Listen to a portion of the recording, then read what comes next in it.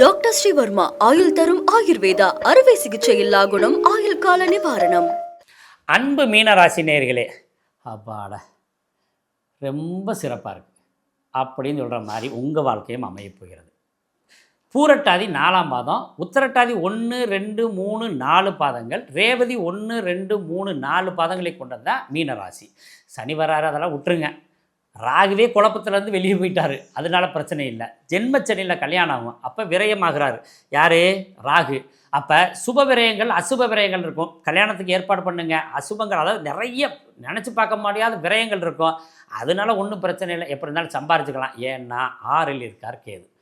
வெற்றி, கடன்லேருந்து மீண்டு வரலாம், நம்ம எடுத்த காரியங்களில் வெற்றி வரலாம், புதிய முயற்சிகளில் வெற்றி வரலாம், எந்த விதமான பாதிப்பும் இல்லை.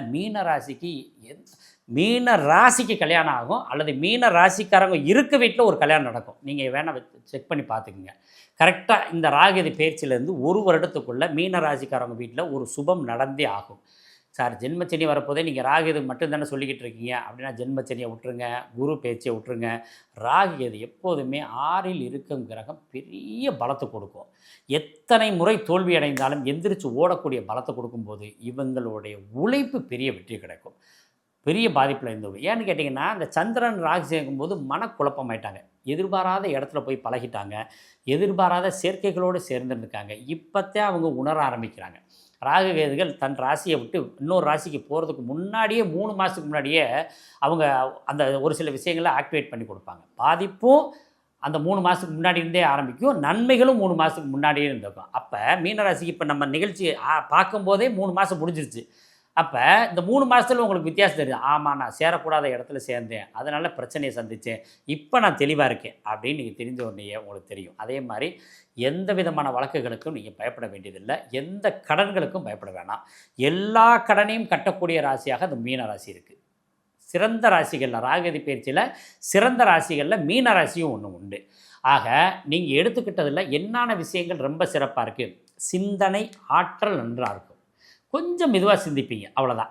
2ஆம் இடம் எப்படி இருக்குது? 2ஆம் இடம் குடும்பத்தில் இருந்த பண விரயங்கள், நிறைய விரயங்கள் இருந்தாலும் அதை அசுப விரயங்களாக இருந்தாலும் கொஞ்சம் கவனத்தோடு செஞ்சீங்கன்னா அந்த விரயத்தை சரி பண்ணலாம்.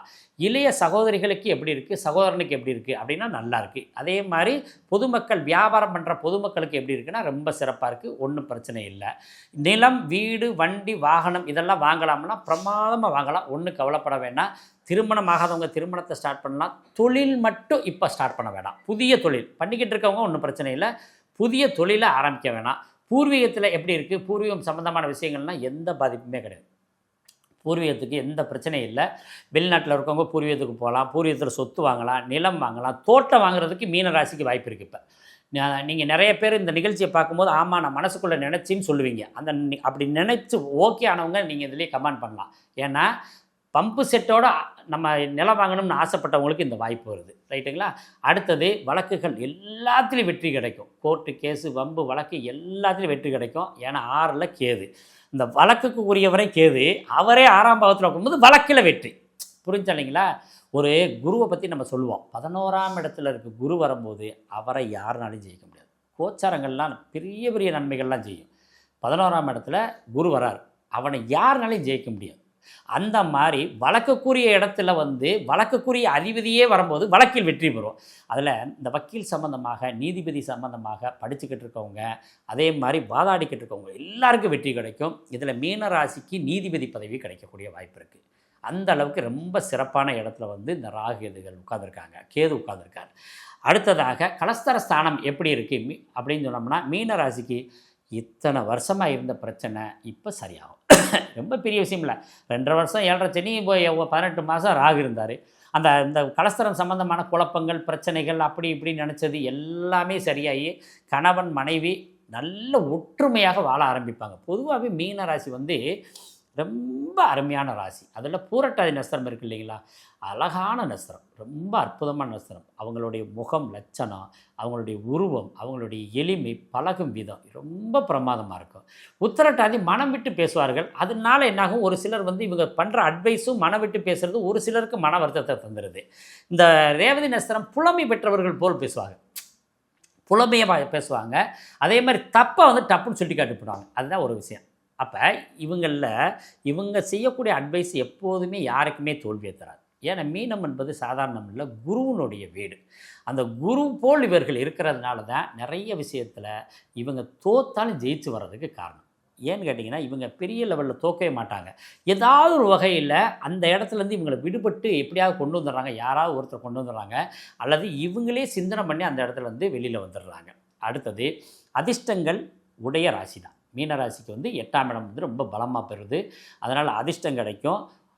தந்தை மூலம் எப்படி இருக்குது, முதல்ல ஆரம்பத்தில் தந்தை மூலயமா சிறு சிறு பிரச்சனைகள் வந்தாலும் கூட தந்தைகிட்ட இருக்க அனுகூலங்களை பூரா முழுசாக பெறலாம்.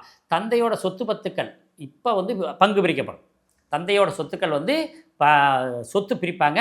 இதில் இந்த மீன ராசிக்காரவங்களுக்கு மட்டும் பாருங்கள், மெயின் ரோட்டில் யாராவது நிலம் இருந்துச்சுன்னா அந்த நிலம் ஒன்று அரசு எடுத்துக்கிற மாதிரியோ அல்ல அரசாங்க அதிகாரிகளுக்கு பயன்படுற மாதிரியோ அமைப்பு இருக்குது. அது மூலியமாக பெரிய நன்மைகள் இருக்குது. மீனராசி இந்த மாதிரி சூழ்நிலை யாராருக்கெல்லாம் இருக்கோ அவங்களுக்கு பெரிய பணம் கிடைக்கும். அதில் ஒன்று நீங்கள் கவலைப்பட வேணாம், நீங்கள் அரசு சார்ந்த விஷயத்துக்கு ஒப்படைக்கலாம். அடுத்ததாக இவங்க தொழில் சார்ந்த விஷயத்தில் பெரிய தொழில், அதாவது பெரிய வகை தொழில் பண்ணுறவங்க எந்த கவலையும் பட வேண்டியதில்லை. மிகப்பெரிய வெற்றிகள்லாம் உங்களுக்கு இருக்குது தொழில் ஸ்தானத்து விஷயத்தில். லாபஸ்தானமும் நல்லா இருக்குது, பெரிய பாதிப்பு இல்லை. ஏன்னு கேட்டிங்கன்னா, லாபஸ்தானத்தில் உடைய அதிபதிகள் எப்போதுமே தொடர்பு வரும்போது நிறைய நன்மைகள் நடக்கும். என்ன ஒன்றே ஒன்று, இவங்க இந்த மீன ராசி இந்த ஸ்டக்காகி நிற்கிறத சரி பண்ணணும். ஃப்ரீஸ் ஆயிடுவாங்க.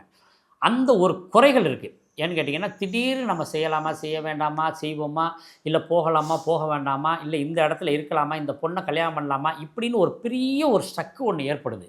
அந்த ஸ்டக்கை மட்டும் நீங்கள் சரி பண்ணிட்டீங்கன்னா உங்களுக்கு இந்த ராகதி பிரச்சனை ரொம்ப அமோகமாக இருக்குது. ரைட்டு. குழந்தைகளுக்கு படிப்பு விஷயங்கள் அடிப்படை உயர்நிலை படிக்கிறவங்க, சிறப்பு கல்வி படிக்கிறவங்களுக்கு பிரச்சனை இல்லை.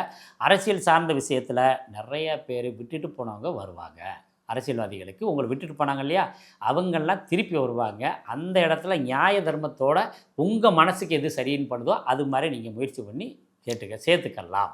அடுத்தது பெண்களுக்கு எப்படி இருக்குது, பொன்னான ஆண்டுங்க, சிறந்த ஆண்டாக இருக்குது. அதனால் நீங்கள் எடுத்த முயற்சி வெற்றி பெறும். நல்ல வாய்ப்பை கொடுத்த நமது பிகைன் பக்தி, நல்ல வாய்ப்பை கொடுத்த பிகைன் பக்தி தொலைக்காட்சிக்கு உங்கள் சார்பாகவும் என்னோட சார்பாகவும் என்னோட மாணவர்கள் சார்பாகவும் மிக்க நன்றி தெரிவித்துக்கிறேன். ஏன்னா எவ்வளோ நேரம் வேணாலும் பேசுங்க, உங்கள் கருத்தை முழுசாக முடிங்க அப்படின்னு சொல்லி நல்ல வாய்ப்பை ஏற்படுத்தி கொடுத்தாங்க.